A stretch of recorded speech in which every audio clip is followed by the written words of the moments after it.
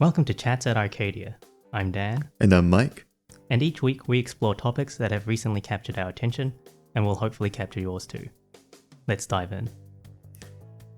Okay, Dan, we're going to start this episode with, what is your least favorite smell? What's the worst smell?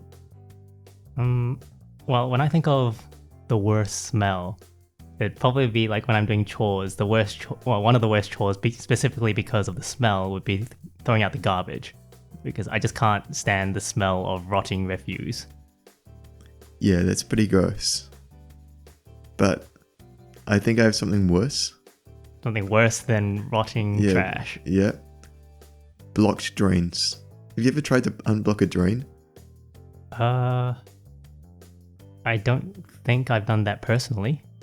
It is probably the most disgusting experience I've had. And even though I walk past the drain and I can smell the decaying matter, and it just grosses me out. It's like the garden rubbish that has been there for several years just hasn't gone away yet. Ooh, no. I see. So kind of similar to my idea of things rotting, but the things that I'm smelling has only been rotting for a couple of days, whereas what you're saying is over a matter of years. Yeah, I don't like to think about it. Yeah. All right. So our first topic today is about success. So, Well, what does it mean to be successful, Mike? yeah, I was thinking about this. So, I'm a lawyer, and I was imagining future Mike, successful lawyer. And, I wear a fancy suit, and I run about to and fro from different meetings. I'm in court, everybody thinks, I can handle the issues, and I've got, but I have deadlines to work to. I'm stressed out, and, I might have like average success, like Auckland success, like, hey, I own a house kind of success. But it made me think, is that really what I want? Is that really success to me? And I think probably not. I think when I think of success, I don't necessarily think it's going to be about, or not necessarily related to career or money, or how important I can feel. I think there's something more to it. I think it would have something more to do with, I think autonomy would be part of it. I'm not just getting thrown deadlines and have to frantically work towards them, and work. Or it might be something more like, when I was a student, I basically did a couple of hours of work, and then I just went and hung out with my friends. And that was really the life I wanted to be living, and I was able to do that. I think success for me might be ending up with a life similar to that again. So you really enjoy the bachelor life of just being single and having a lot of freedoms and no responsibilities. It sounds like you really want to be like a single bear. A bear. A bear, like a bear who just like lives around in the forest and just like eats honey and catches fish and just lives life however they want. Kind of. Except for I'd imagine that bear not being super lonely. I guess it would be, I think there's a social element to it too. So you kind of reach a point in life where you kind of have the, I don't know, like a level of respect, but also like a level of, not exactly sure what the word is, but it's like respect, but also socially valued, I guess. So are you saying that feeling of success is like feeling of being looked up to, of like feeling accomplished, having people look up to you. Is that what you're saying is successful as well? Imagine you have, like, instead of the successful being like a sharp corporate guy, success being like an endeared grandfather who, he's not just, mate, you like because he's a nice person, but, there's a level of respect and, but I'm talking about respect a lot. Maybe that's part of what success is to me, being able to, I guess, not so much respect to sort of boost my own ego, but there's a level of you seek help from people that you respect. So maybe that sense of, I can really help people. Is it the ability to help people that makes you successful, or is the perception that you could be helpful to others that's the marker of success? I suppose, it would be, who do you want to be your mentor? Okay, so now you're kind of appealing to an archetype of this is We the said person we weren't going to talk about archetypes, but okay. Wait, what? That was a different thing. Okay. But like, so like you're saying, you have an idea of a role model in mind, and the closer you are to that role model, that is what success is. Yeah, I suppose so.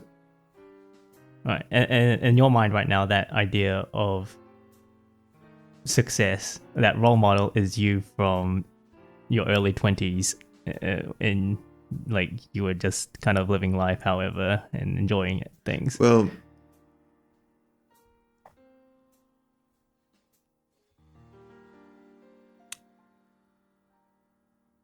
is it that plus being respected by your peers? I think it's perhaps more, you have that role model, which comes with that, which is what I mean by that respect. But also what I would be doing in that role is being that role model, helping people rather than just frantically going to and from corporate meetings. Is there something inherently unsuccessful about going to and fro to meetings? I think partly what it means is that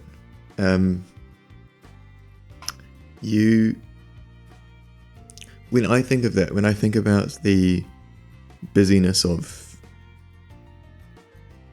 your working life, and I think about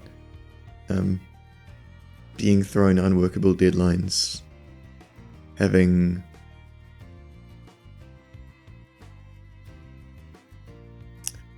sort of you're struggling to cope with the demands that life has given you. I think success would be, away from that, it's not just about can I be more and more busy to try and get more and more stuff. To be like, actually, no, it's more of a role in what you're doing in that role.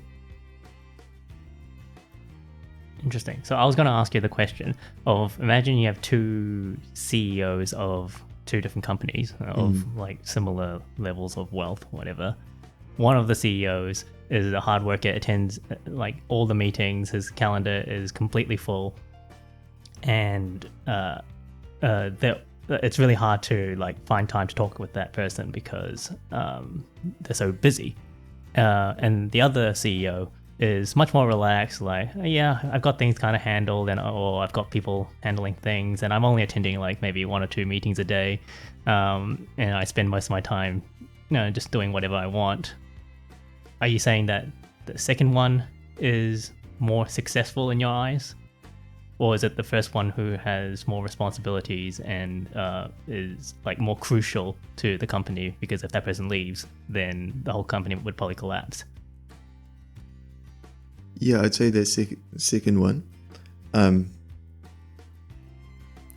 Partly this leads into a slightly different topic, which is around leadership. And I think if you are in a position where everything would fall apart if you weren't doing everything, I think you're in a bad position. That's true. But yeah, I think that second one, it's not so much about he can just faff about, because I don't consider that to be so much successful as in what he's doing with that time. If he's not attending to everything in that business, is he doing things that he considers to be really worthwhile? Okay, so it's kind of like a sense of, is he working harder or smarter? Yeah, I suppose, no, I think it's different to that. I think it's more, is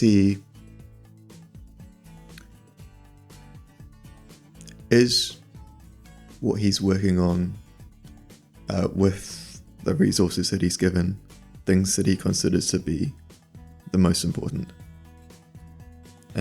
So if someone, for example, if that second CEO uses all that time to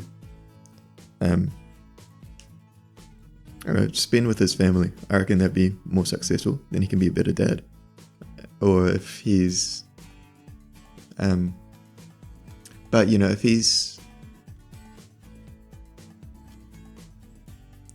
there just, you know, playing video games in his office, I'm not sure if that would be successful, even though it's something he could do.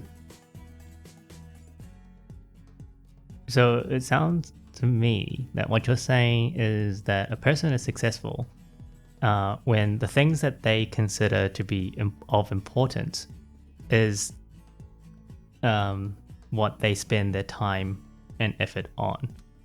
So for a person to, if it's important for someone to be a good father to a family, and then spending time, if they are able to find ways to spend more time doing that, then that person is definitionally successful. And if someone, for example, doesn't consider running a company to be, their main imperatives in life, but they're just kind of stuck doing that because that's their occupation, that person is actually unsuccessful at life because they're not doing something that they consider as important. Yeah, and I suppose when I was in my early 20s, I felt I was successful because I was able to spend lots of time with my friends, and that was the thing that was most important to me at the time. So success fluctuates. Like you can be a success early in your life, late in your life, middle of your life. Yeah, I mean, I'm not trying to be a really good dad right now. Yeah, right. I'm a single guy, so. Okay. But yeah, I think it is a very cool way of putting it. I hadn't thought of such a concise way of putting it myself. Is success is when you are spending your time and effort doing the things that you consider to be most important to you. Interesting. I didn't really think about success that way. Yeah. What did you think of success? I mean, for me, when I hear the word success, there is a sense of finality to it. Like when people say, I've made it, it kind of implies that there's nothing more to make. Right. I've made it as a gold medal Olympic athlete. Right, there's nothing really more to strive other than, I guess, consistently performing at that level. But there's no next step above that. Right. And in life, there aren't really a lot of things, especially there's not a lot of things universally where you can say, I have made it. I have reached this point and there's nothing further for me to do. Like, let's say, if I arbitrarily say, being a success means owning a house. Well, why not own 2 houses? Yeah. Right? Why not own 3 houses? If your goal is, I want $1 million, why not $1,001,000? Yeah. Why not $1 million too? There's always something more that you can strive for. So that got me thinking, what actually does it mean to be successful in life? And there's only one thing that you're guaranteed to reach in life, and that's your death. And taxes. Yes. Well, although I'm not sure if anyone would consider paying their taxes to be a success, a pinnacle of success, but... Yeah, okay. So being successful to you is dying. Well, that's not. I feel like that's just kind of the more logical conclusion.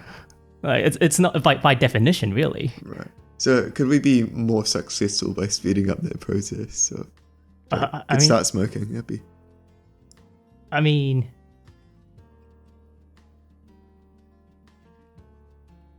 all I can say is that you're guaranteed one success, and Right. I'm not sure if, like, is there such thing as having a more glorious success or a quicker success?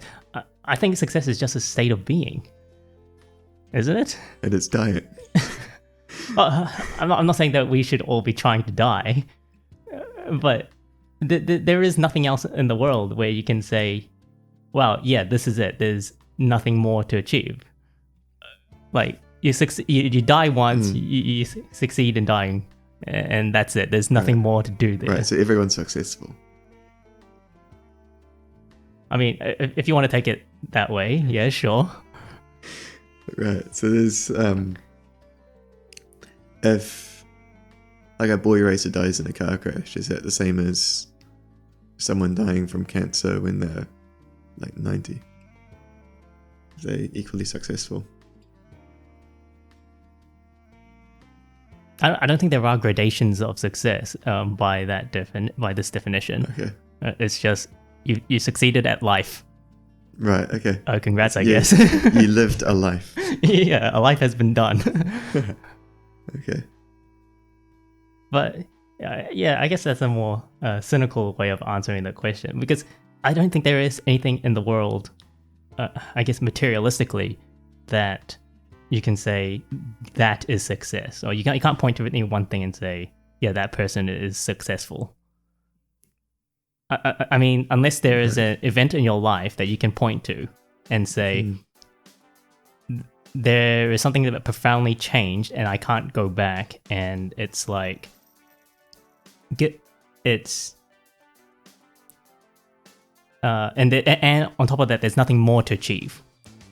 So if you'd have to kind of meet those criteria to be labeled a success.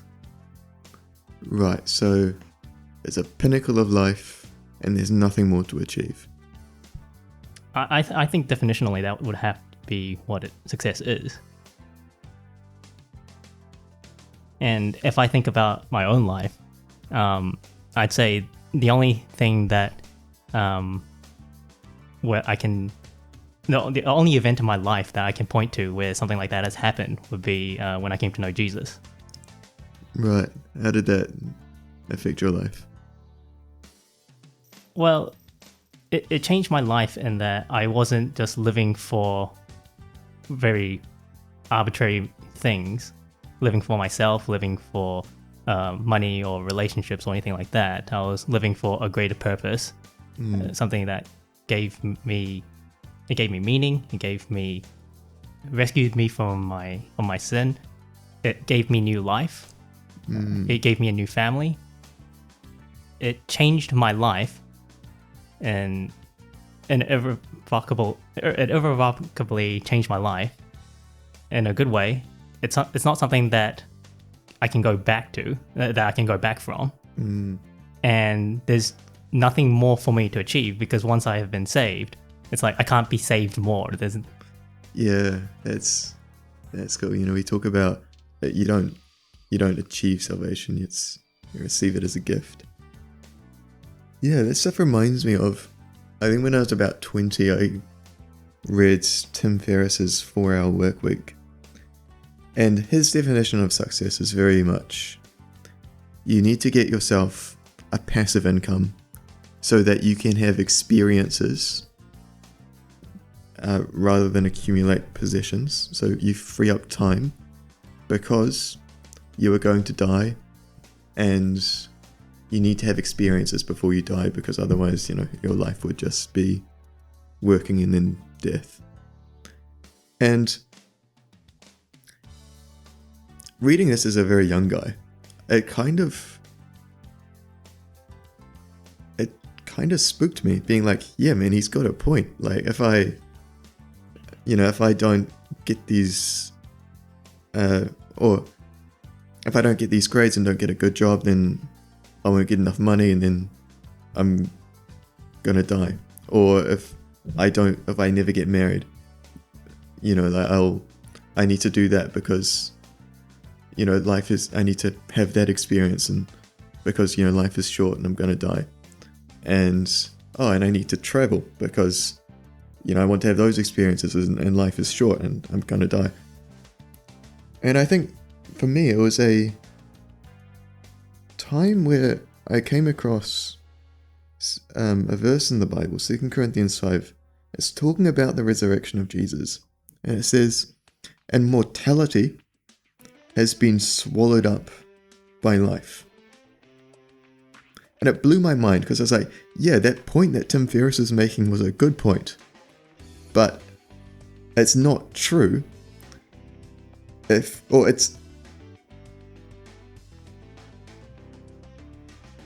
the mortality that he's talking about isn't as big and as real as the resurrection of Jesus that Christians can share in.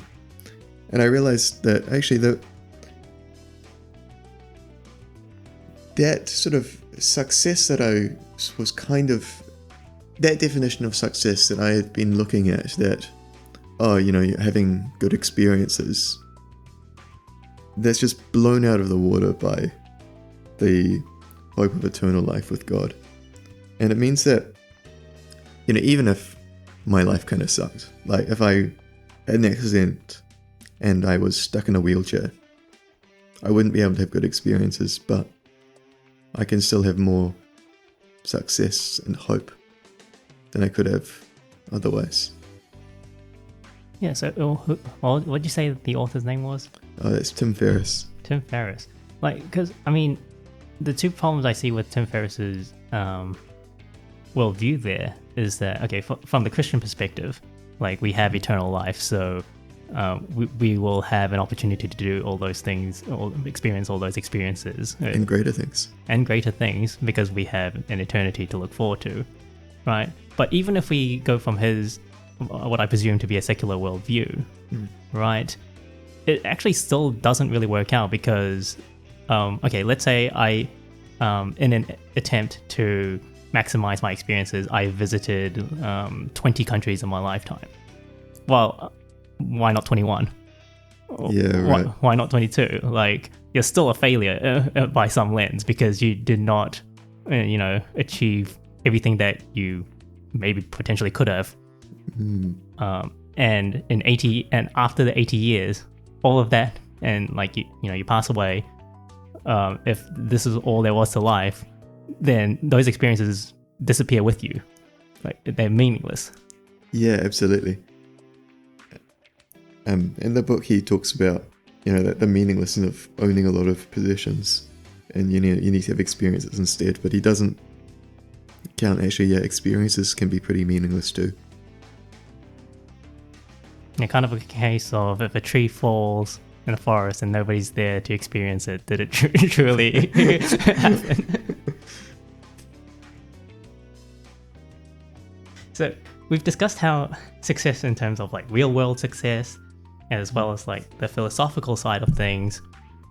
So if we bring it back into the real world, would you consider that it's better to be success in a lot of different things, or be a big success in one thing? So I'm posing the question, is it better to be a jack of all trades or a master of one?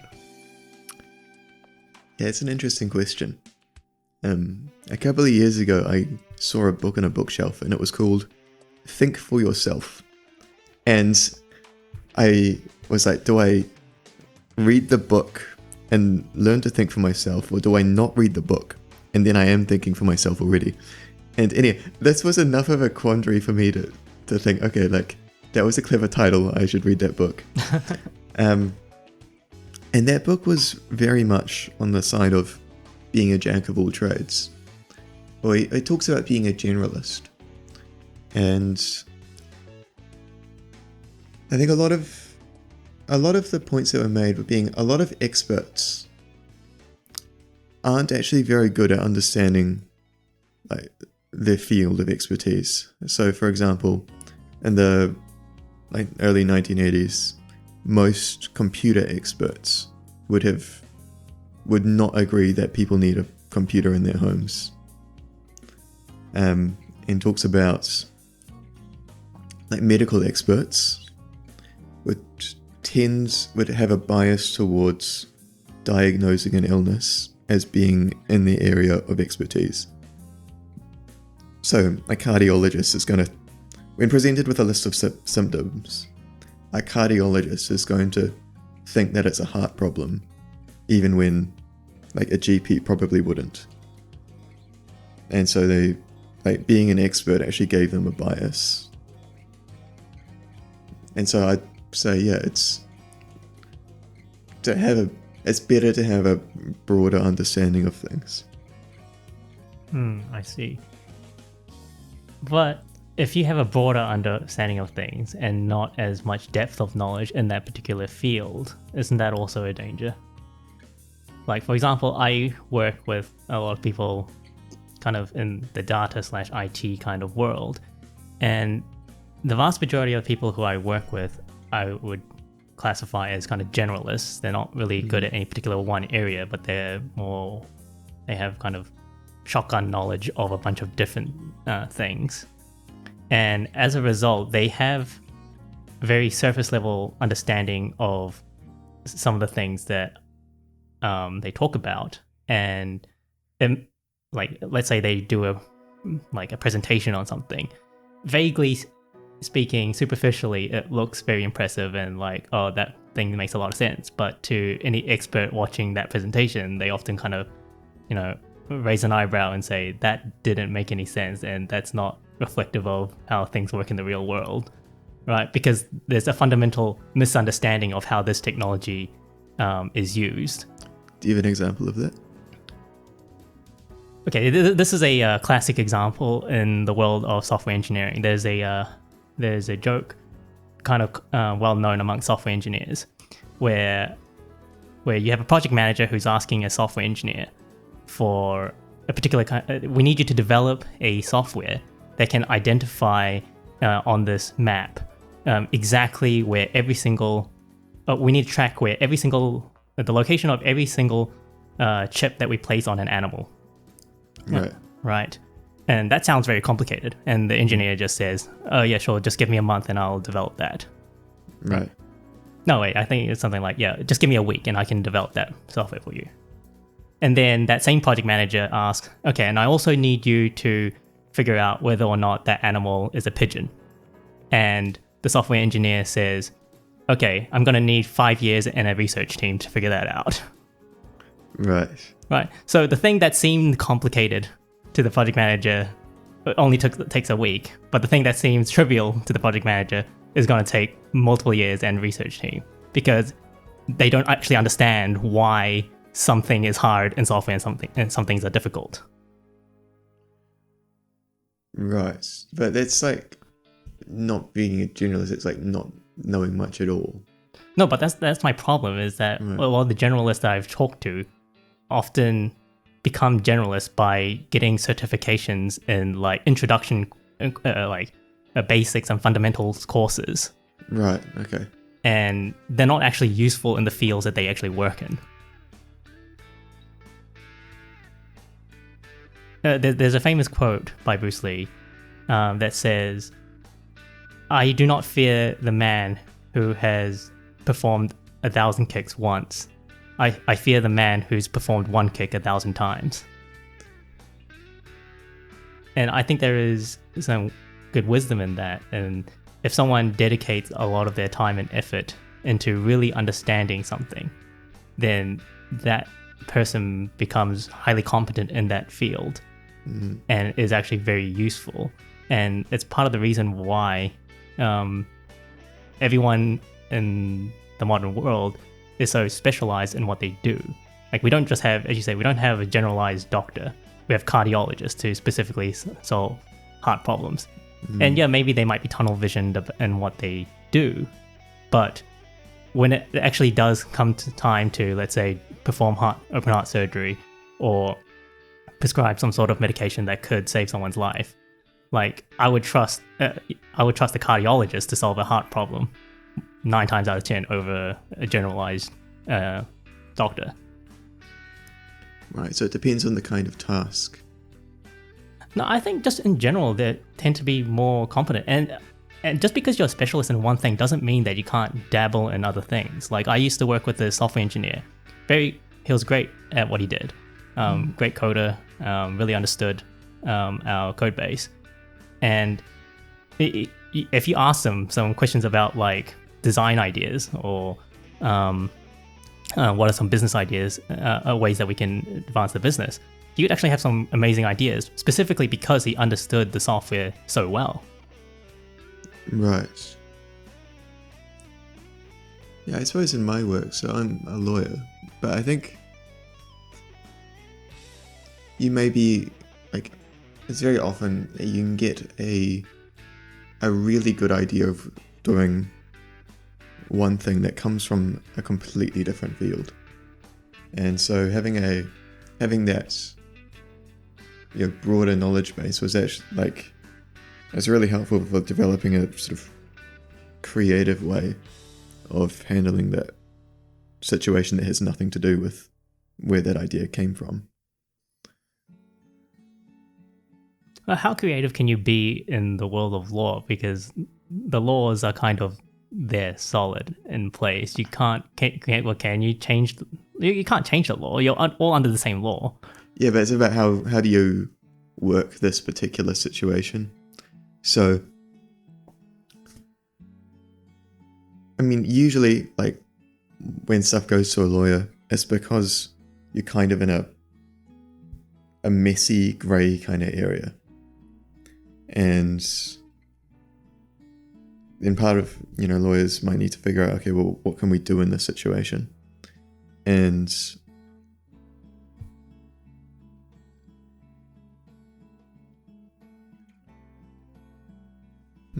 actually, I was thinking of this is a bit of a strange example, but I was thinking of this the other day. A lot of people who don't really understand, there was a way New Zealand approached a very common problem, is a way that I don't think anyone else has ever come up with. So we were trying to rectify historic injustices to do with colonization. And you think, okay, who owns this river? Is this like the indigenous people who, have, customary title, it was theirs, or is it the colonizers who, took it, but then they use it and we're kind of in a situation where it would be weird to like completely rectify it and the complications with that.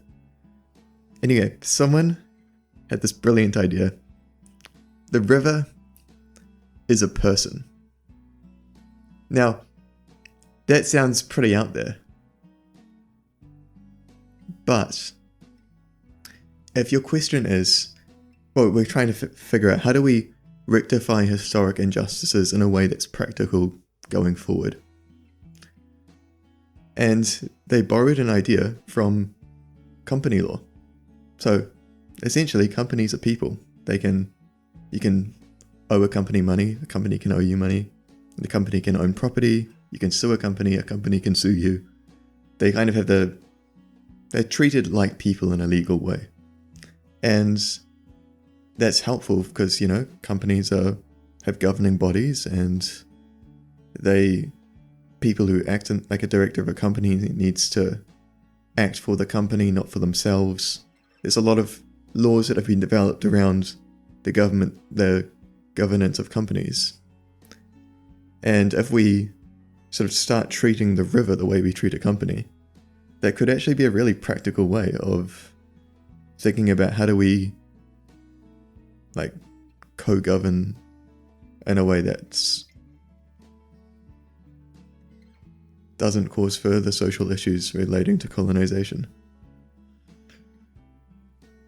So that seems like a good example of the importance of having a diversity of different people coming from different backgrounds and working together to solve a solution. But my point would be that in order to even come up with this idea of treating a river as a human entity, or as a person entity, right? That person would have probably had to have intimate knowledge of commercial law in the first place to even propose that, and to understand the implications of how to even go about or how that solves the problem, right? So I think what you are really arguing is that, okay, if we have a team of lawyers, instead of having 5 people of the same discipline, you just have one like environmental lawyer, one civil lawyer, one commercial lawyer, or have people from different lawyering backgrounds, but they're all experts in their field. That's how I would see it. I would want them all to be masters of their field, and they all collaborate together. Right, but then if you're the person leading that team and you're making the decision, I suppose your expertise, or like suppose you are on that team and you are like the commercial lawyer on that team.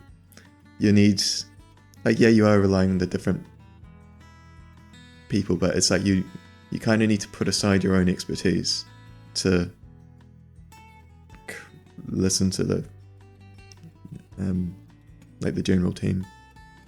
So you're saying that the person who sits on top, who like the leader of the team, needs to be acutely aware of each of the different disciplines to make a more well-rounded, informed decision based on the input. Yeah, they sort of need to become a generalist for the point of making that decision.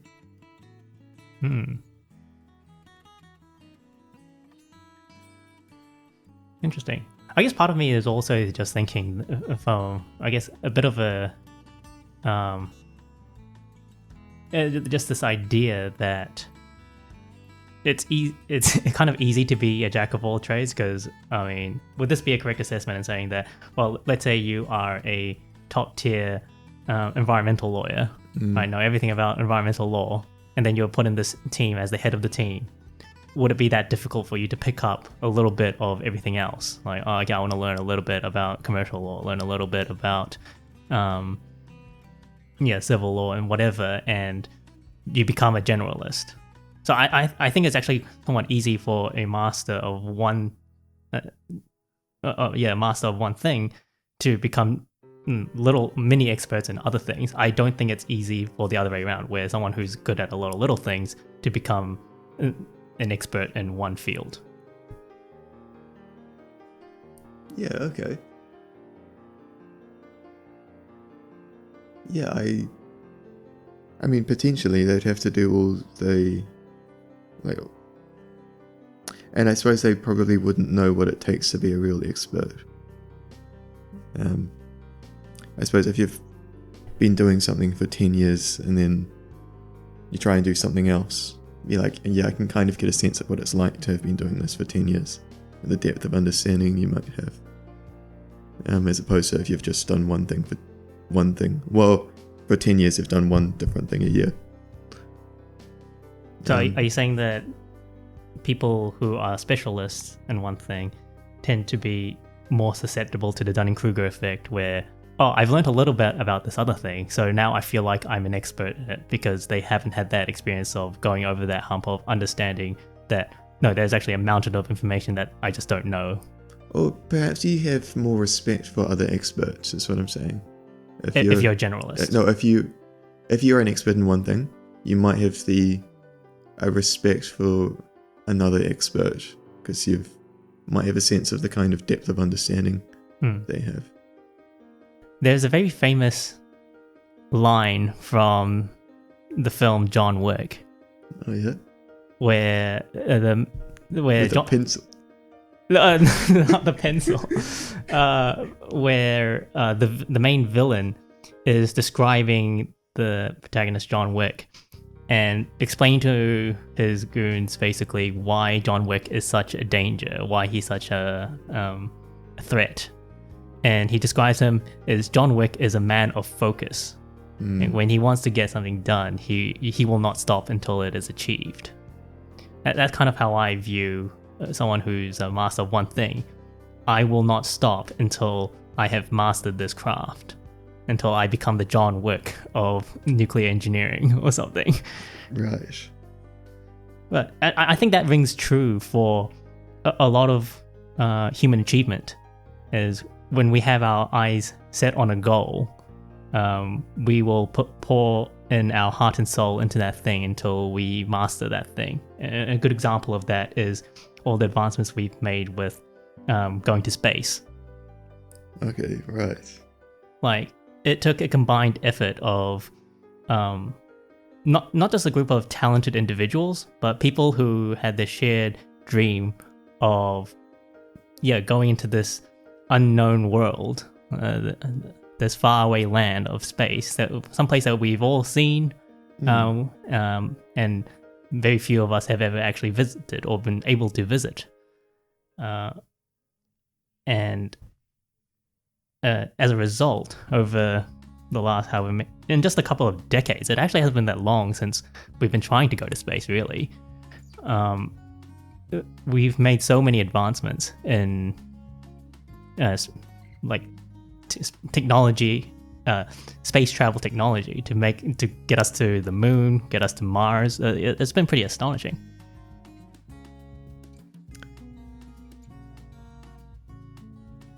All right. Do you think we'll end up living on Mars? Do we think will we live on Mars? Well, right now, it takes a really, really long time to even get to Mars. So, I mean, I don't. It takes like a couple of years to even get there. So, it's tricky to even reach Mars. And then once you're on Mars, right, it's gonna take a lot to make that place inhabitable, because we need, well, the atmosphere is very different, right? So breathing is a concern. Surviving the climate is also a big concern, because the temperature varies wildly. During the day, it becomes literally uninhabitably hot, or humans heat that humans can't handle, and then at night it becomes so cold that humans would freeze. So that's a challenge. Well, it turns out we've actually learned quite a lot about changing the temperature of a planet. Are you referring to global warming? I am talking about global warming. Yeah, maybe global warming. Actually, unironically, wouldn't global warming kind of be part of the solution? Because if you can create, more insulation with the greenhouse effect, like, and you could block off the sun more. That actually sounds like a proper solution to making Mars more habitable. Yeah, I think we're onto something with burning all those fossil fuels. Yeah, and so finally, we can have more colonization. Yes, we will. We will have colonization. So shout outs to Infinite Maelstrom for suggesting this topic. But yeah, let's talk about space colonization. And two colonization topics in the same episode. And we've already talked about how global warming can be a good thing. This is a spicy episode. I don't know what you mean. Those are perfectly mainstream opinions to like global warming and colonization. Those are two very positively received topics. Oh man, do you think we'll get banned? Yeah, this is the final episode, folks. Okay, could we colonize space, and should we? I mean, I don't think that colonizing space is something that's going to happen in our lifetime, because as I mentioned, the environment is so extreme in places like Mars that making it livable would take an immense amount of effort and scientific advancement. And one thing I think sometimes people in this conversation get tunnel visioned with how can we use our technology to live in space, but we we have and can continue to use technology developed by NASA to, well, make more of the Earth inhabitable. Such as what? The first thing that comes to mind for me personally is the Sahara Desert, like one of the largest masses of land that nobody can live in because it's really hot in the day, really cold at night. Is this sounding familiar? Oh. Right? So it's pretty hard to live in, and yet it's actually less extreme than some place like Mars because at the very least it has an Earth-like atmosphere. And yet I don't see any efforts to try to, I don't know. I'm not privy to NASA secret files, but like... I have an idea. We should colonize Africa. We colonize Africa. What a novel idea. How has no one thought of this before? Yeah. Okay, so we use space technology to make us able to live in the Sahara Desert. I think that would be a pretty good idea. You know, like, over 80% of the Earth is uninhabited by humans. Like, Yeah. So if we're trying to solve a problem of, you know, we need more places to live, like, I think a good place to start would be the Earth, the place that we're quite familiar with. Yeah, I mean, what if we had underwater colonies? You know, it's interesting that you bring that up because last week at work, we had a icebreaker question of would you rather live in the ocean or on the moon? And almost unanimously, everyone said that they'd live underwater because there's more things to see, right? You can see fish, you can see different landscapes, right? And some of those fish do look like aliens. You know, Yeah, you get the alien experience at home. We have aliens at home. And so, yeah, it seems more achievable, certainly, to try to live in the ocean, live in the desert, live in mountain ranges. Like, there are lots of places that we have yet to find ways to inhabit, but I think it's very doable and would take considerably less effort.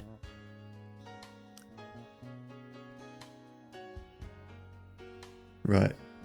And for the benefit of Infinite Maelstrom, let's just go back to space.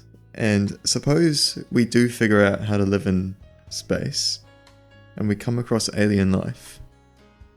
What should we do? Good question. Are these intelligent life forms, or are these like, I don't know, like alien plants, or like, well, what are we talking about here? Yeah, interesting how in movies there are always the super intelligent aliens people come across. But if you think about all the life forms on Earth, the only one that we consider to be like intelligent are the humans. That's like one species out of like millions. Yeah, those are not good odds. Yeah, I suppose we might find space plants, we might find like space beetles, space goats. Yeah, so would it be okay to eat them? Can I cook a space goat and eat it? Yeah, space meat. Space meat. Presuming that it is edible. Like, it won't, give me stomach cancer or something like that. This is an ethics question. Yeah, it's like, okay, fine. If we meet what we consider like intelligent life form, could we eat that? I suppose, are we eating another person? Well, is it a person? Well, Can an alien be people? If a river can be a person, surely an alien. Well, yeah, that's... But I guess it's about legal definitions, but we're talking about Also, like a moral... I don't go around eating rivers. Yeah, it'd be pretty difficult. Like, okay, if we met an alien that was less intelligent than humans, like let's say in an IQ test it would rank like 30 points, like that's very, very low. Right.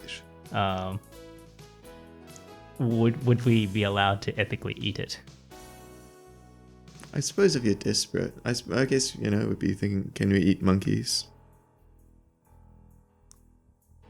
What if they tasted really good?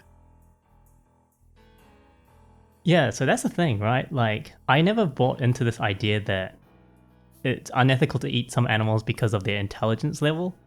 Because we eat pork, we eat pigs, but pigs are smarter than dogs. And yet people would have moral issues with us eating dogs. Right? Yeah, okay. And the only reason why I don't eat dog personally is because from what I've heard about the description of how it tastes, it doesn't seem like a particularly tasty cut of meat. I think the way that we've domesticated animals, we specifically just found which animals tend to be the tastiest and domesticated those. Yeah, or some animals, we just found the animals that could be domesticated. Well, that being said, can you think of an animal that looks like it would be tasty that hasn't been domesticated?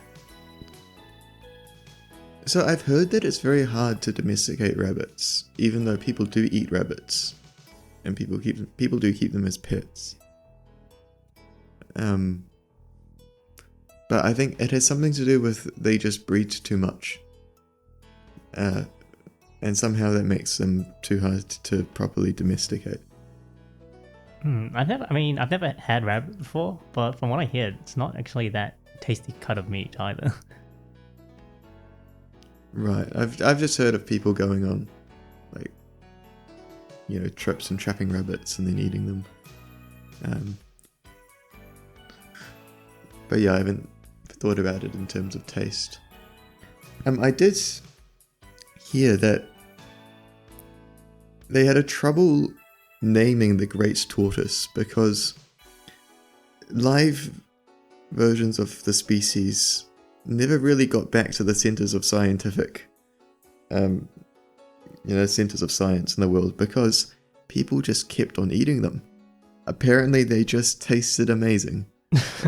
There are accounts of being about how much it's so much better than chicken and so much better than pork and it's better than butter and it's and they're a protected species now, but that'd be pretty hilarious if the same thing happened with aliens. Like, so the journalists come up to the astronauts and say, "So, what can you tell us about these alien life forms?" And they're like picking their teeth with a toothpick, and be like, "Oh man, like I'd love to tell you, but we're still gathering the data." Still gathering data, but that's so much better than canned meals.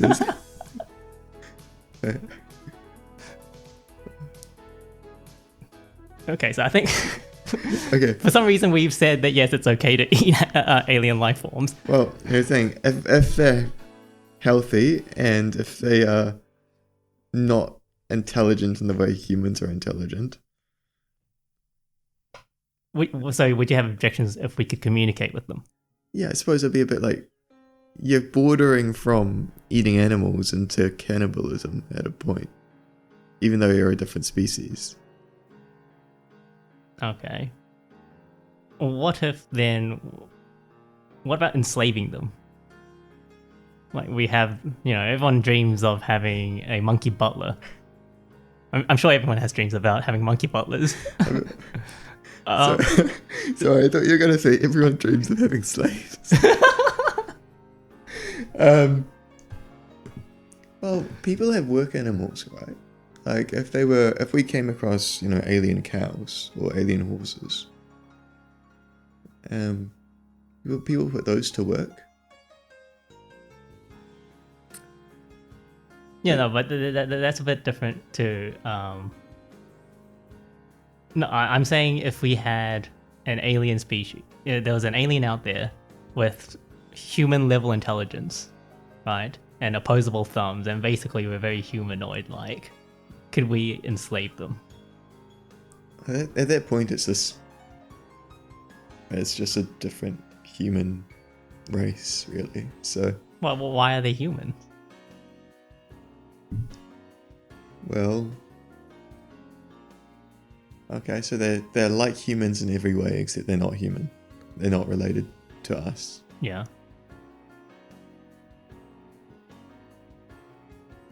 Yeah, I mean, people say, against slavery because of like the common human dignity. But if they're not human, they're just like humans in every way.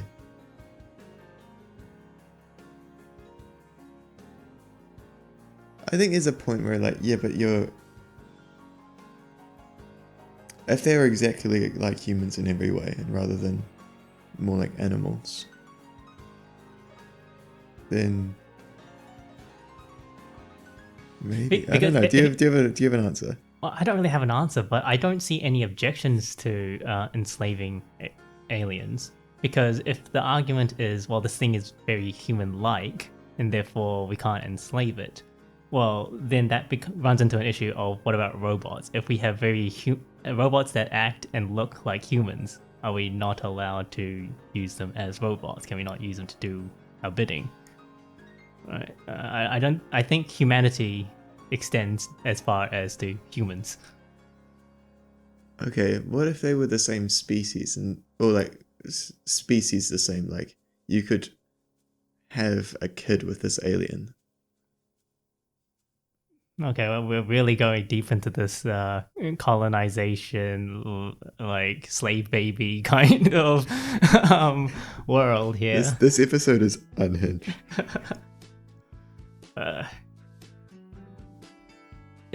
So if they were human, close enough to humans that we could procreate with them, is it still immoral to enslave them? Also, is it immoral to procreate with them? That's another issue. Oh goodness. I guess that they become human after you procreate with them. In the sense, like, if Neanderthals were still around today, right, and we could procreate with them, the Neanderthals themselves would still be Neanderthals, but their children would be whatever new step of human evolution Homo Gen Z is. Yeah, I've heard that Neanderthals weren't actually a separate species, but that's I don't know enough about that topic to really discuss it. But yeah, I suppose if it's that kind of being, so their children are human, but they're not. Oh, I think that would be a fair categorization. At that point, we're now going back to the idea of what came first, the chicken or the egg. Okay, so it might be immoral to procreate with these alien species. Wait, hang on. Why would it be immoral to procreate with them? Well, I guess they're not human. Like it'd be like having sex with an animal, right? Space bestiality. Space bestiality, or even more unhinged. Okay, so, but then if their children are human, then it would be moral to procreate with the half aliens. Yes. But not their parents. Oh. Well, okay, Cousins. well, now I'm thinking there's nothing immoral about a horse mating with a donkey to create a mule. Right, they're two different species, but they are able to procreate with one another. Can we not do that with aliens? Okay, well, then again, mules are sterile. So if a human procreated with an alien and it produced a half human, half alien baby that cannot procreate because of its chromosomal makeup, now what? Well, then they're different. Then they kind of are different species, so they're less human in that sense. So the moral obligations to them would be lessened. Okay, so I think we've come back full circle and said basically we can justify doing anything we want to aliens because they're a completely separate species to us, and therefore we do not have to extend human rights to them. Yeah, I mean, perhaps there'd be a difference there in the sense like you can't just do anything you want to animals. They're like it would like it's morally wrong to abuse an animal. And maybe that would what we'd have to come up with aliens is what's morally right or wrong to do to this species. So basically treat them like animals. I guess so. Classic colonizer mindset. Well, in a sense, those are animals. They're not people. So What if they were more intelligent than us? yeah, okay, that's a different take. Yeah, I guess. Okay, so they are more intelligent than us, but they're like us in every way.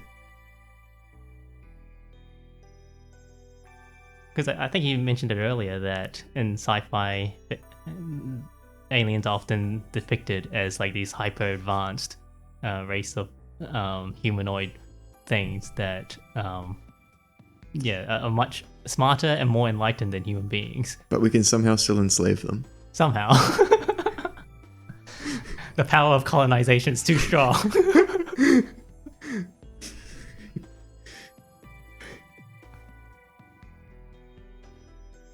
I'm sort of reaching the depths of my moral philosophy here.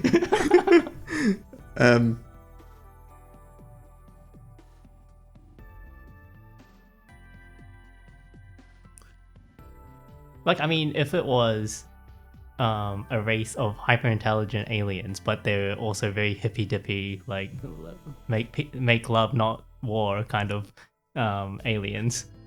Basically, I think okay, and then we go in there as the aggressive human colonizers. Yeah. I'm basically describing Avatar, I think. Okay. Right. Which, by the way, I was on the side of the humans the whole time of that movie. Like, I don't care about these blue aliens. Okay. Well, yeah. And that's spicier than the global warming comment right there. But yeah, I don't see any moral objections to doing basically whatever we want to this alien species. Again, the whole procreation thing may be a little bit of a gray area, but like, in terms of enslaving them, eating them, like, I mean, they're not humans, why do I care?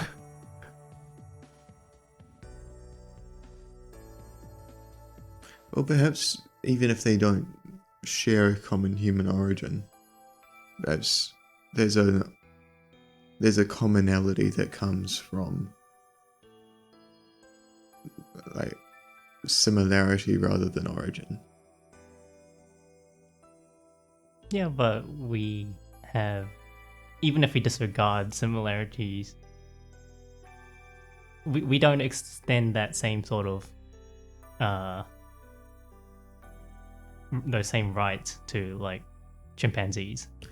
Yeah, but I think in this situation, those aliens are more like us than chimpanzees are like us. Right.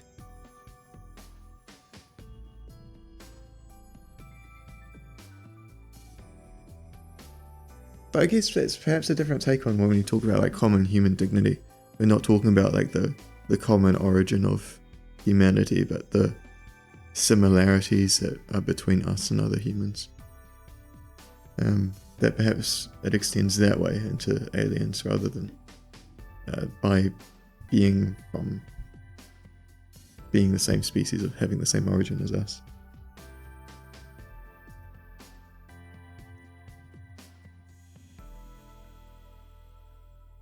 But it doesn't solve the procreation point, I think. But nothing ever does. Okay, I think we have explored this topic in much further than I thought that we would. We've said some things that will probably get us in trouble at some point. But it's been really good to hang out with you guys and to share our points about the meaning of success, turning to religion, global warming being a good thing. Could we have other colonies on Earth? Can rivers be people? Can we change planets to be like us? And can we enslave and procreate with aliens?